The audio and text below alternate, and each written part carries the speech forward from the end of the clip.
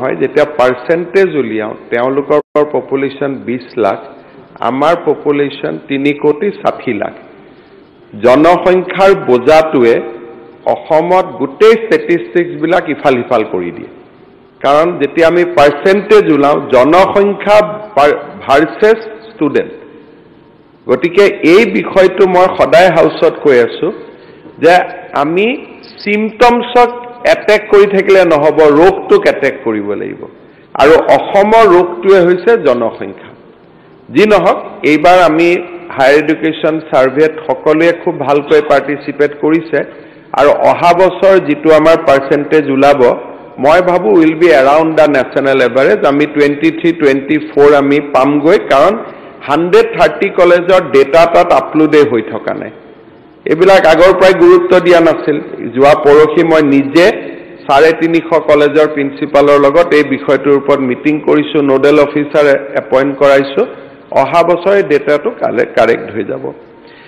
দ্বিতীয়তে সচ সাৰ্ভেক্ষণত লজ্জা বুলি যেটো লিখিছে লজ্জা অসম চৰকাৰ লিখা নাই জাতিটোৰ কাৰণে লজ্জা কাৰণ আমি হাউস টু হাউস কালেকশনত আমি যোগ নিদিও ইন্দোৰত that is a public movement ৰাইজে ৰাতিপুৱাই উঠিব পেকেটত জমা দিব পেকেটটো লৈ যাব আৰু পেকেটত গাৰ্বেজটো জমা দিয়া কাৰণে দে পে ফিজ 150 rupees 100 rupees দে পে ফিজ আমাৰ ইয়াত জাবৰ পেলাবৰ কাৰণে মই পইচা দিম নেকি গতিকে এইবিলাক কাৰণে জাতীয় সচেতনতাৰ যেটো প্ৰয়োজন লজ্জা অসম চৰকাৰ নহয় অসম চৰকাৰে যি কৰিব লাগে তো কৰি দিলে যে আমি কেনেকে গাৰ্বেজ ডিসপোজাল কৰিব লাগে কি কৰিব লাগে সেইকাৰণে ইলেকশ্যনৰ পিছত ময়ো গুৱাহাটীৰ ৱাৰ্ডে ঘূৰিম যাতে ৰাইজক আমি অনুপ্ৰাণিত কৰিব পাৰো যে গাৰ্বেজ বিলাক ডিসপোজ কৰক অসমত এটা প্ৰপাৰ সিটিজেনছ মুভমেন্টৰ বহুত প্ৰয়োজন আছে দেখি থকা মুভমেন্টটো নহয় সিটিজেন মুভমেন্ট অসমক লাগে বহুত ক্ষেত্ৰত সেইকাৰণে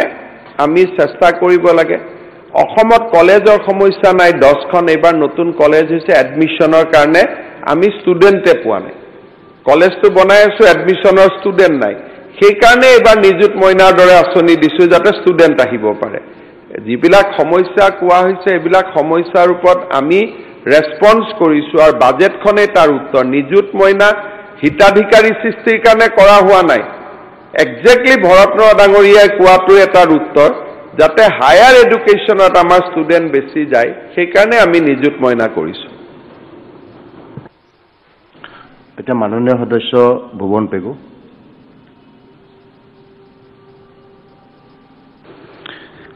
অধ্যক্ষ মহোদয় বাজেট বক্তৃতাত